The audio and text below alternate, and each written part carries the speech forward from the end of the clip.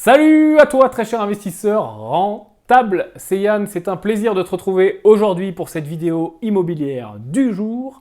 Aujourd'hui tu vas voir, on va parler de techniques qui consistent à baiser la banque et à faire en sorte de tricher un petit peu, de faire un petit peu l'anguille. Tu vois, je vais t'en parler et je vais te donner ma vision là-dessus. Juste avant ça, tu es libre de t'abonner à cette chaîne et rejoindre des milliers d'investisseurs rentables déjà présents ici. Clique sur le bouton pour ne rien rater et recevoir les conseils immobiliers. Tu as aussi un lien autour de cette vidéo dans la description. Tu cliques, tu verras, tu peux recevoir mon livre en version numérique 100% gratuit. Tu vas arriver sur une page, tu mets ton prénom, ton email et je te l'envoie directement, gratuitement dans ta boîte mail. Ça, c'est plutôt pas mal. Allez, on passe à l'action. Alors, qu'est-ce que je veux dire avec ces histoires de faire l'anguille et de ne pas tout dire à la banque? Alors, je vois pas mal de choses sur Internet, j'imagine que tu vois les mêmes que moi, où des investisseurs disent, bah voilà, j'ai bien baisé la banque, voilà, j'ai fait plusieurs achats en même temps, j'en ai acheté 3 par-ci, 3 par-là, j'ai rien dit à personne, etc. Alors, sans aucun jugement, on l'a tous fait, et moi le premier, de pas tout dire à la banque, éventuellement de cacher un petit peu, d'en acheter 2 en même temps, etc. Par contre, ce qu'il faut bien savoir, c'est que c'est des techniques qui vont être utiles quand tu débutes, éventuellement pour aller plus vite. Par contre, attention, attention, et c'est ce qu'on ne te dit pas souvent, elles sont à double tranchant. C'est-à-dire que l'effet de levier bancaire, tu sais comment ça fonctionne, hein, on va te prêter plus que ce que tu apportes, et puis même dans le cas d'un achat sans apport, on va te prêter de façon quasiment, c'est un levier qui est illimité, hein, puisqu'on va te prêter peut-être 100 000 euros, et toi tu auras mis 0 euros, donc c'est un levier qui est monstrueux. Ou tu vas mettre 10 000 euros, on va te prêter 100 000, tu vas mettre 20 000, on va te prêter 200 000 ou 300 000, etc. etc. Donc ça c'est l'effet de levier bancaire. L'effet de levier marche dans les deux sens. Il marche dans le bon sens, c'est-à-dire tu mets 20 000, on te prête 200 000. Il marche aussi dans le mauvais sens, c'est-à-dire tu dois 20 000, mais du fait de l'effet de levier, du fait des pénalités de retard, du fait de tous les dangers, des procédures, etc. Si ça se passe mal, tu dois 20 000, mais en vrai tu dois 40. Donc attention à ça, il y a énormément de frais. Donc tant que tout se passe bien, c'est génial. Voilà, on enchaîne, on va plus vite, on grossit plus vite. Mais quand on prend un grain de sable dans les rouages, quand il y a une carte du château de cartes qui se casse la gueule, et tout le château de cartes va se casser la gueule et le levier marche dans les deux sens. Donc au lieu de te tirer vers le haut, on va prendre le levier et on va te taper sur la tête avec, tu vois. Donc attention à ça. Après, tout le monde est grand, tout le monde est capable de prendre ses bonnes décisions et ses décisions, donc à toi de décider ce que tu fais par rapport à ça. Encore une fois, jette la pierre à personne, on l'a tous fait. Par contre, là, je voudrais élever un peu le débat et aller un petit peu plus loin. Parce que si tu veux passer au niveau supérieur, au level 2, au level 3, je ne sais pas où tu en es, mais si tu veux aller plus loin et passer au niveau supérieur, il va falloir non pas voir la banque comme le méchant banquier, le méchant niafron, le méchant... Toi, je pense à niafron, tu sais, parce que je dis on va te taper sur la tête avec le bâton, tu sais, donc, comme dans Théâtre de marionnettes, tu sais, il est parti où? Il est à gauche. Le banquier, c'est pas, tu vois, c'est pas ça, quoi, c'est pas le père Fouettard. Le banquier, tu dois t'en faire un partenaire. Et vraiment, si tu veux passer au niveau 2, si tu veux toucher à ce fameux taux d'endettement investisseur, compensation des revenus, taux différentiel, hein, on l'appelle comme on veut, peu importe. Mais si tu veux, en tout cas, peu importe les calculs obscurs qu'il y a sur l'écran d'ordinateur du banquier, parce qu'en plus ça va dépendre des banques, etc. Ça va pas être les mêmes, ça va pas être les mêmes process. Tout ça, on s'en moque, c'est de la littérature finalement. Le résultat, c'est quoi? Le but final, il est où? Le but final, c'est de trouver un conseiller ou un directeur d'agence, enfin en tout cas un banquier au sens large, qui te fait confiance, qui a compris ce que tu faisais, comment tu le faisais, qui a conscience que tu le fais bien, que voilà, tu as de l'expérience, tu es capable de gérer, tu es un grand garçon, tu vois, tu es un businessman, c'est-à-dire que tu fais de l'immobilier comme un chef d'entreprise, tu ne fais pas de l'immobilier comme Tata Suzanne. Et donc, tu as cette expérience, cette capacité à réagir, cette capacité à trouver les bonnes affaires, à mettre en location, à faire en sorte de ne pas avoir de vacances, etc., etc., à faire tourner ton stock et tout ce que tu veux. Ça, c'est le but ultime. Parce qu'une fois que le banquier n'est plus le banquier, mais l'associé, là, les choses vont changer. Et pour faire ça, tu ne peux pas à vie te cacher. vie voir le banquier comme la mauvaise personne, voir les dossiers bancaires comme des trucs impossibles, voir les refus de prêt comme un jugement sur ta personne. Quand on refuse un prêt, on en a tous eu, hein, et j'en ai eu. Hein. Quand on refuse ton prêt, et j'en ai encore, ça se trouve, j'en aurai demain, c'est pas parce qu'on refuse un dossier de prêt que la banque dit, voilà, t'es un moins que rien, tu sais pas faire. Non, c'est que le calcul risque à ce moment-là passe pas. Alors je parle dans l'optique d'une banque qui fait les choses correctement. On est d'accord, il y a plein de banques pour qui le locatif c'est un truc de fou, ils n'ont jamais vu ça. Tu vois, ils vont te dire achète ta résidence principale, ils vont te dire endette-toi sur pas plus de 15 ans pour du locatif, etc. Non, attends. Qu'on soit d'accord, je parle d'un banquier normal. Hein. Si t'as pas vu, regarde mes autres vidéos sur les banquiers, qu'on soit bien d'accord. Mais si tu trouves enfin un banquier qui a compris, tu vois, qui comprend le truc et tu t'en fais un partenaire, là, tu as gagné. C'est ce qu'il y a de plus précieux. Pourquoi? Je t'en ai parlé en début de vidéo, l'effet de levier. L'effet de levier bancaire. On te prête plus que ce que tu possèdes. Donc schématiquement, en gros, qui paye le bien? La banque. Qui rembourse le crédit? Le locataire. Donc toi, tu es juste le facilitateur au milieu. En gros, ton boulot, c'est pas d'investir dans l'immobilier. C'est de faire en sorte que la banque finance des biens et que les locataires les remboursent.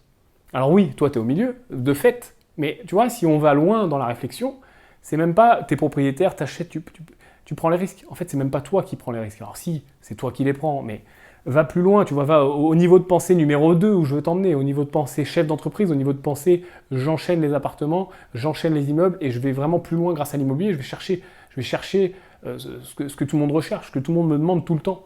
Je vais chercher voilà, la liberté, je vais chercher de quitter mon boulot, je vais chercher mon statut de rentier, je vais chercher d'avoir du temps libre pour faire ce qui me plaît, pour ma famille, pour monter une société, pour mes enfants, peu importe. Donc en fait, c'est ça qui se passe. C'est la banque achète des biens, finance des biens, et le locataire les rembourse. Toi, tu es juste le facilitateur au milieu. Déjà, quand tu fais comprendre ça à ton banquier, c'est aussi plus simple. Pense vraiment en termes de partenariat. Alors, comment faire? Oui, ce n'est pas le premier banquier, le premier conseiller, le premier directeur d'agence que tu vas trouver ça va matcher, ça va comprendre, etc. Non, bien sûr qu'il y a toute cette relation à construire et toute cette expertise suivant où tu en es toi-même dans l'immobilier. Mais il faut que tu l'aies en tête, parce que si tu ne l'as pas en tête, que tu papillonnes, que tu es là, qu'à chaque nouvelle demande de prêt, tu remets tout en question, tu ne vas pas aller chercher ce partenariat. Il faut que tu le fasses consciemment. Tu sais que ce qu'on veut aller chercher, il faut le visualiser. Il faut consciemment chercher à y aller, à aller le chercher. Donc il faut que tu aies cette vision avec la banque et avec le banquier. Vraiment, tu vas voir que ça va te faire passer au niveau supérieur. N'oublie pas que c'est la banque qui te permet de t'enrichir et en même temps, au passage, tu enrichis la banque.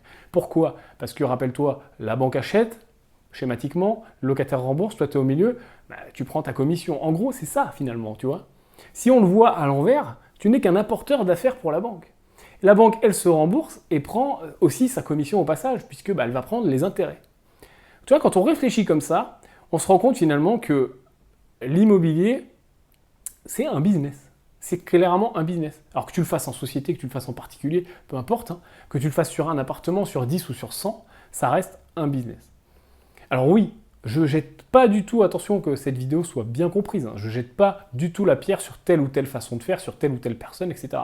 Non, j'essaie juste d'aller plus loin avec toi, d'aller plus haut.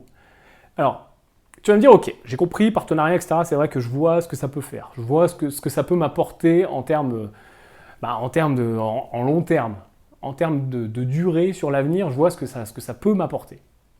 Comment je fais? Alors ça, il n'y a pas 50 000 solutions. En effet, il va falloir peut-être passer par plusieurs banques, plusieurs agences, aller rencontrer les gens, aller discuter. Ça, c'est clair. Peut-être va falloir essayer de s'inclure dans des réseaux, parce qu'il y a deux façons de rencontrer un banquier. Dans la banque et en dehors de la banque.